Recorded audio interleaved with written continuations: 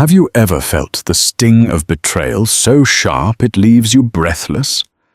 Imagine your ex-husband, the man who promised you forever, publicly humiliating you at the biggest gala of the year, just to impress his new, younger fiancée. He thinks you're nothing.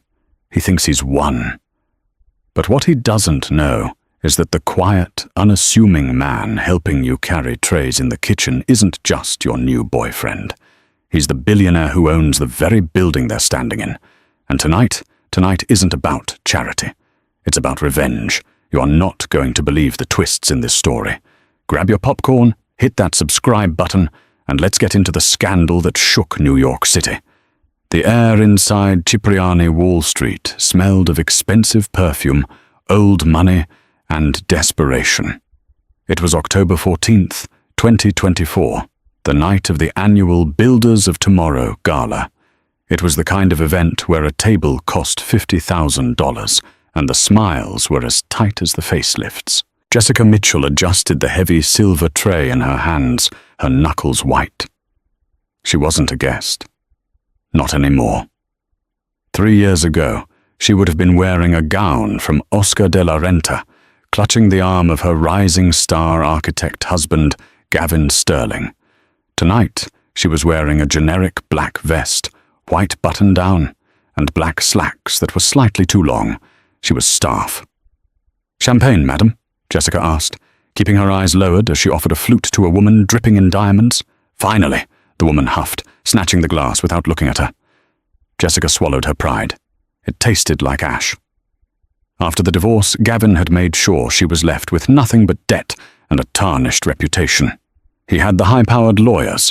She had the bills. She had started her own boutique event planning and catering company, Mitchell's Table, from scratch. It was successful, but tonight they were short-staffed, and Jessica never shied away from the trenches. She was filling in for a sick server, praying she would remain invisible. Well, well, look what the cat dragged in. Or should I say, the help dragged out. The voice was unmistakable.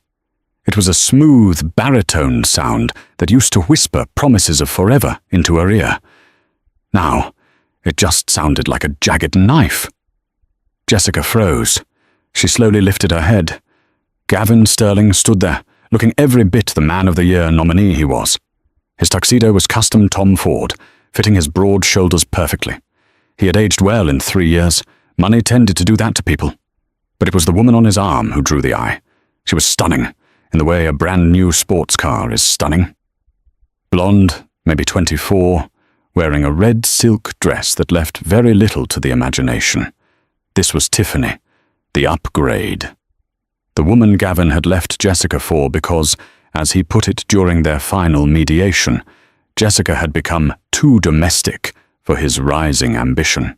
"Hello, Gavin," Jessica said, her voice steady despite the thumping of her heart. Gavin chuckled, a low, cruel sound. He swirled the scotch in his glass. "I heard Mitchell's Table was catering this. I didn't realize the CEO was also the busboy. Time's that tough, Jessica." Tiffany giggled, covering her mouth with a manicured hand. "Babe, is this her? The one who used to... you know?" "The ex-wife," Gavin confirmed, looking at Jessica with a mixture of pity and disgust. "Jessica, this is Tiffany. My fiancée." He emphasized the word fiancée like he was planting a flag. He lifted his hand, flashing a diamond on Tiffany's finger that was easily 5 carats. It caught the light of the massive chandeliers, sending a prism of mockery straight into Jessica's eyes. "Congratulations," Jessica said, gripping her tray tighter. "If you'll excuse me, I have work to do." "Wait," Gavin said, stepping in front of her, blocking her path. He plucked an empty hors d'oeuvre napkin from a nearby table and dropped it onto Jessica's tray. "You missed a spot. Clean up as you go, Jessica. We wouldn't want the investors to think the service is as second-rate as the architecture used to be." It was a low blow. Jessica had been the one who designed the initial drafts for Gavin's firm. She was the silent partner, the creative mind he had exploited and then discarded. "Enjoy your night, Gavin," Jessica whispered, forcing herself to walk away before the tears could spill. She hurried towards the swinging kitchen doors, her face burning. She pushed through into the chaotic, noisy sanctuary of the kitchen and nearly collided with a tall, broad figure. "Whoa, easy there," a gentle voice said. Two strong hands steadied her by the shoulders. It was Liam Harrington. He was wearing a simple black suit, no tie, top button undone. He looked like a handsome, tired accountant, or maybe a high school history teacher. He had been dating Jessica for 6 months. They met at a farmer's market where he was arguing with a vendor about the price of heirloom tomatoes. He was sweet, quiet, and incredibly supportive. He was also, as far as Jessica knew, a freelance graphic designer who struggled to find steady work. He drove a beat-up 2015 Honda Civic and lived in a modest apartment in Queens. But he made Jessica laugh, and he treated her like she was the most important person in the room, even when that room was a sweaty commercial kitchen. "You okay?" Liam asked, ducking his head to catch her eyes. He brushed a stray hair from her forehead. "You look like you saw a ghost." "Worse," Jessica exhaled, leaning into his touch for a second. "Gavin is here. With her." Liam's expression hardened instantly. His jaw clenched. "Did he say something to you?" "Just the usual," Jessica said, straightening up and putting on her brave face. "He treated me like a servant." "Flash the ring, the usual power trip." "I'm fine, Liam. Really. I just need to get these crab cakes out to table 4. Liam looked at the heavy tray in her hands. He gently took it from her. "I'll take table 4, he said firmly. "Liam, you're not even technically on the payroll tonight. You're just helping me out, because Jerry called in sick. You don't have to." "I'm taking table 4, Liam repeated, a strange glint in his blue eyes. "Besides, I want to see this Gavin character up close, see if he's as impressive as he thinks he is." "Liam, please don't cause a scene," Jessica begged. "Gavin is powerful in this industry. If we make a mess, Mitchell's table could lose contracts." Liam smiled, but it wasn't his usual goofy grin. It was a sharp, wolfish smile that Jessica had never seen before. "Don't worry, Jessica," he said softly. "I promise I won't make a mess. I'm just going to observe." The ballroom was buzzing with the sound of 1,000 deals being struck. Liam moved through the crowd with an ease that shouldn't have been possible for a freelance graphic designer crashing a high society gala. He held the tray of crab cakes with one hand, his posture impeccable. He spotted Gavin Sterling immediately. He was the loudest man in the center of the room, holding court near the ice sculpture. Liam approached the group. He didn't offer the food immediately. He just stood near the edge of the circle, listening. "So I told the zoning board," Gavin was booming, gesturing wildly, "you can either approve the height increase for the Sterling Tower, or you can explain to the mayor why the city is losing a $1 billion skyline icon." Naturally, they folded. The group laughed obsequiously. Men in expensive suits patted Gavin on the back. Tiffany was busy taking a selfie with the ice sculpture. "Impressive," Liam said, his voice cutting through the laughter. It wasn't loud, but it had a timbre that commanded attention. Gavin turned, annoyed at the interruption. He looked Liam up and down, taking in the tireless suit and the tray of food. "The crab cakes are for eating, buddy, not for holding," Gavin sneered. "Pass them around or get lost." Liam didn't move. "I was referring to your story. It takes a lot of confidence to strong-arm a zoning board. Usually that implies you have the capital to back up the threat." The circle went quiet. The air temperature seemed to drop 5 degrees. Staff didn't talk to guests like this. Gavin stepped closer to Liam, towering over him by an inch. "Excuse me? Do you know who I am?" "Gavin Sterling," Liam said calmly, "CEO of Sterling Architects, formerly married to Jessica Mitchell, the woman whose designs you used to launch your first 3 projects. I believe the Skyline Loft concept was hers, wasn't it?" Gavin's face turned a blotchy shade of red. "Who the hell is this guy?" he barked, looking around for security. "Is this one of Jessica's hires?" "Figures." Tiffany piped up, looking up from her phone. "Ew, is this her boyfriend? She told me she was dating some loser." Liam shifted his gaze to Tiffany. He didn't look angry. He looked amused. "I'm Liam, and yes, I'm dating Jessica. I'm helping her out tonight." Gavin burst out laughing. It was a loud, barking sound that drew eyes from the surrounding tables. "Oh, this is rich. This is perfect. Jessica is back in the kitchen, and her boyfriend is a waiter. I knew she had low standards, but this is a new low. Tell me, Liam, what do you do when you aren't passing hors d'oeuvres? Drive Uber? Sell insurance?" "I'm in asset management," Liam said vaguely. "Asset management?" Gavin howled, slapping his knee.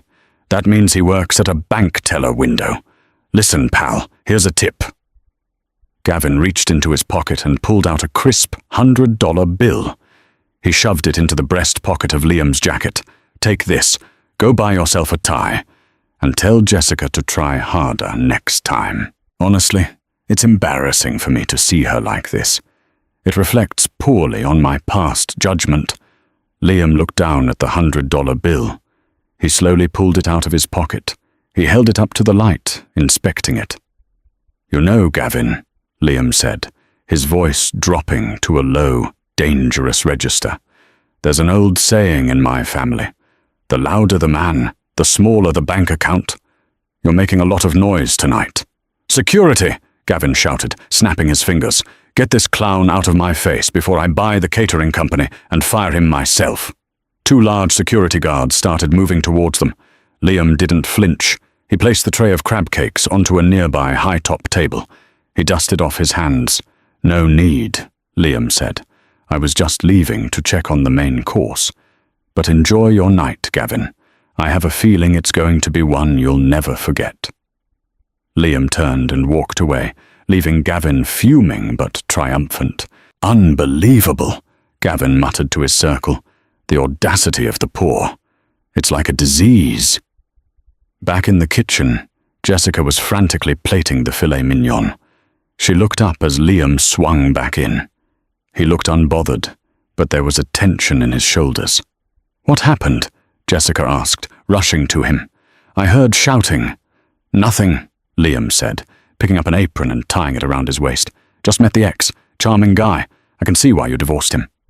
"Liam, did he do something? Did he hurt you?" Liam paused. He looked at Jessica, really looked at her. He saw the fatigue in her eyes, the years of feeling less than, the fear that Gavin would always win. He reached into his pocket, pulled out his phone, and typed a quick text message. Recipient, Arthur Penhaligon. Legal.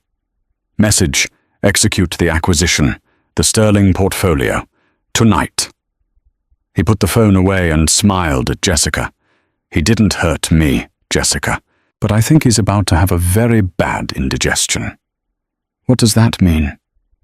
"It means," Liam said, grabbing 2 plates of filet mignon, "that the show is just starting. Come on.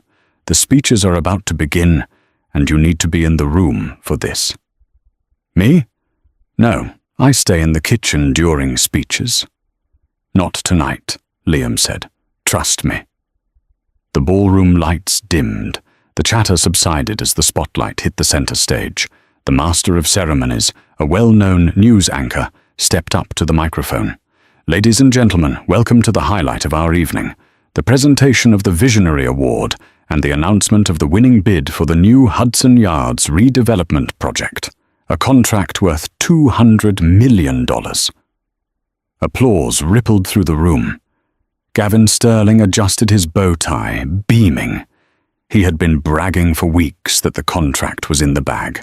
He had leveraged everything: his firm, his personal assets, even the mortgage on his penthouse, to undercut the competition and bribe the right officials. He needed this win. Without it, Sterling Architects was insolvent. Jessica stood in the back shadows of the ballroom, near the service entrance, watching. Liam stood beside her, his hand warm on the small of her back. "He looks so confident," Jessica whispered. "He always wins, Liam. It's just how the world works." "Not always," Liam murmured.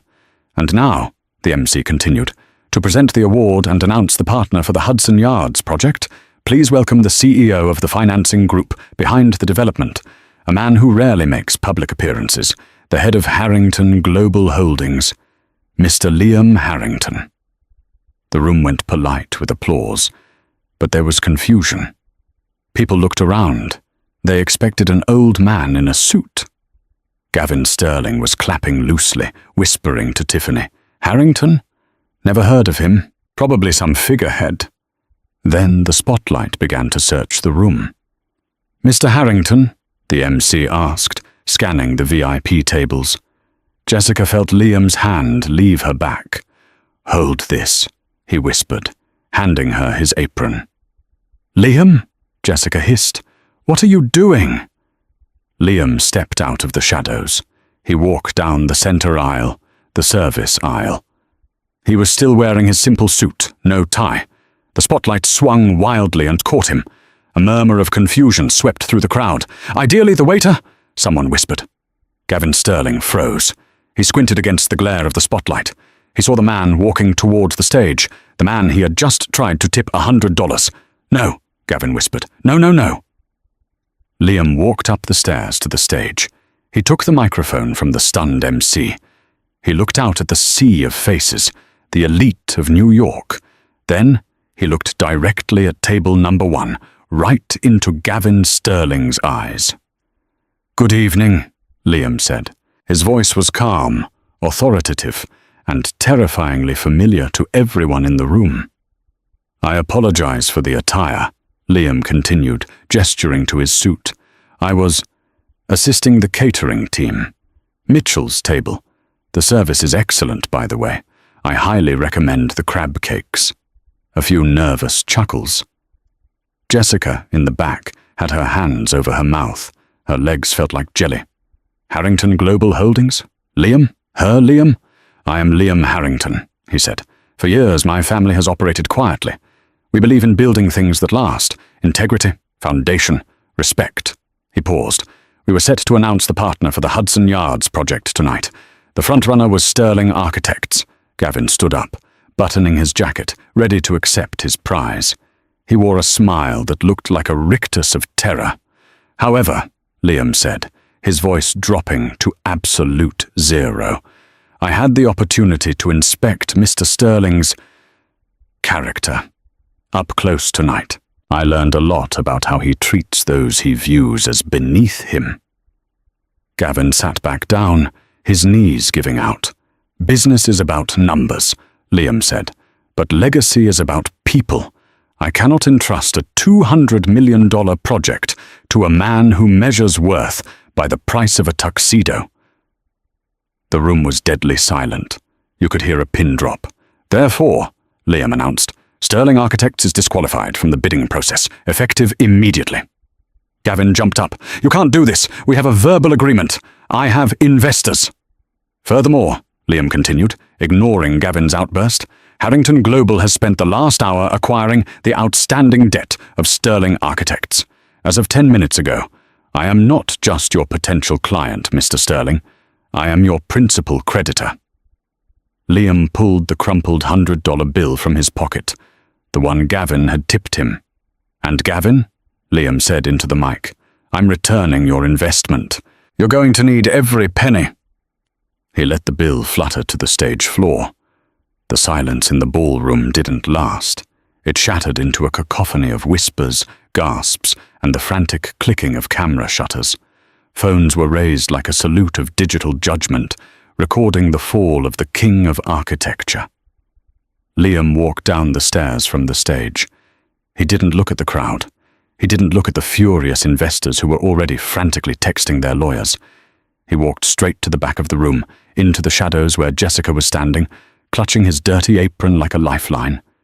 She looked at him as if he were a stranger.